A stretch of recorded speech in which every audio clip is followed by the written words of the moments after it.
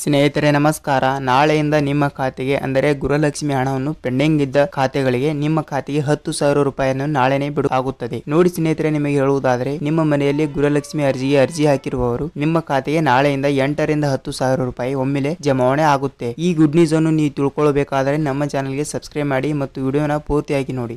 ಸ್ನೇಹಿತರೆ, ನಿಮಗೆ ಹೇಳುವುದಾದರೆ ಕರ್ನಾಟಕ ರಾಜ್ಯ ಮಾಹಿತಿ ಪ್ರಕಾರ ಹೇಳುವುದಾದರೆ ರಾಜ್ಯ ಸರ್ಕಾರ ಮಾಹಿತಿ ಕೊಟ್ಟಿರುವ ಹಾಗೆ ಪೆಂಡಿಂಗ್ ಹಣವನ್ನು ಇನ್ನೂ ತನಕ ಯಾರೇ ಖಾತೆಗೆ ಬಂದಿಲ್ಲ ಹಣವನ್ನು ಅವರ ಖಾತೆಗೆ ಇನ್ನು ಮುಂದೆ 2ರಿಂದ 3ನೇ ಕಂತು, 4 ಕಂತು, 5 ಕಂತು ಮತ್ತು 6 ಕಂತು, 7 ಕಂತು ಮತ್ತು 8 ಕಂತು ಯಾರಿಗೆ ಇನ್ನೂ ತನಕ 1ನೇ ಕಂತಿನದಿಂದ ಇನ್ನೂ ಕಂತಿನ ಹಣವನ್ನು ಬಂದಿಲ್ಲ ಅವರಿಗೆ ನಾಳೆನೇ 10,000 ರೂಪಾಯಿ ಟೋಟಲ್ ಆಗಿ ಜಮಾವಣೆ ಆಗುವ ಸಾಧ್ಯತೆ ಇದೆ. ನೋಡಿ, ನಿಮಗೆ ಹೇಳುವುದಾದ್ರೆ ಒಂದು ಕಂತಿನ ಹಣವನ್ನು ಜಮಾವಣೆ ಆಗಿಲ್ಲ ಅಂದ್ರೆ ನೀವು ಟೆನ್ಷನ್ ಮಾಡಿಕೊಳ್ಳುವ ಅಗತ್ಯವಿಲ್ಲ. ಏಕೆಂದ್ರೆ ನಿಮಗೆ ನಾಳೆನೇ ನಿಮ್ಮ ಖಾತೆಗೆ 10,000 ರೂಪಾಯಿ ಹಣವನ್ನು ಜಮಾವಣೆ ಆಗುತ್ತೆ. ನೋಡಿ, ನಿಮ್ಮ ಬ್ಯಾಂಕಿಗೆ ಹೋಗಿ ನಿಮ್ಮ ಪಾಸ್ಬುಕ್ ಅನ್ನು ಒಂದು ಸಲ ಚೆಕ್ ಮಾಡಿಸಿಕೊಳ್ಳಿ. ನಿಮ್ಮ ಖಾತೆಯಲ್ಲಿ ಬರುವಂತಹ ಹಣವನ್ನು 10,000 ರೂಪಾಯಿ ಆಗಿರುತ್ತದೆ. ನೋಡಿ, ನಿಮಗೆ ಗುಡ್ ನ್ಯೂಸ್ ಅಂತಾನೆ ಹೇಳ್ಬೋದು. ಲಕ್ಷ್ಮಿ ಹೆಬ್ಬಾಳ್ಕರ್ ಹೇಳಿದ ಹಾಗೆ ನಿಮ್ಮ ಖಾತೆಗೆ ನಾಳೆನೇ 10,000 ರೂಪಾಯಿ ಹಣವನ್ನು ಖಂಡಿತವಾಗಿಯೂ ನಿಮ್ಮ ಬ್ಯಾಂಕ್ ಖಾತೆಗೆ ಜಮಾವಣೆ ಆಗುತ್ತೆ. ನೋಡಿ ಸ್ನೇಹಿತರೆ, ನಿಮಗೆ ಗೃಹಲಕ್ಷ್ಮಿ ಬಗ್ಗೆ ಅಪ್ಡೇಟ್ಗಳು ಬೇಕಾದರೆ ನಮ್ಮ ಚಾನಲ್ ಅನ್ನು ಸಬ್ಸ್ಕ್ರೈಬ್ ಮಾಡಿ ಮತ್ತು ದಿನವಿಡೀ ವಿಡಿಯೋವನ್ನು ವೀಕ್ಷಿಸಿ. ನಿಮಗೆ ಪೆಂಡಿಂಗ್ ಹಣ ಉಳಿದಿದ್ದರೆ ನಿಮ್ಮ ಖಾತೆಗೆ ಬಂದು ತಲುಪುತ್ತೆ ಮತ್ತು 7-8 ಕಂತಿನ ಹಣವನ್ನು ಕೂಡ ಟೋಟಲ್ ಆಗಿ 4,000 ರೂಪಾಯಿ ಹಣ ಜಮಾವಣೆ ಆಗುವ ಸಾಧ್ಯತೆ ಕೂಡ ಇದೆ. ಏಕೆಂದ್ರೆ ಇನ್ನೂ ತನಕ ನಿಮ್ಮ ಖಾತೆಗೆ ಹಣವನ್ನು ಬಂದಿಲ್ಲ ಅಂದ್ರೆ ನೀವು ಈ ಕೆಲಸವನ್ನು ಒಂದು ಕಂಪಲ್ಸರಿ ಮಾಡಿಸಬೇಕು. ಏನೆಂದರೆ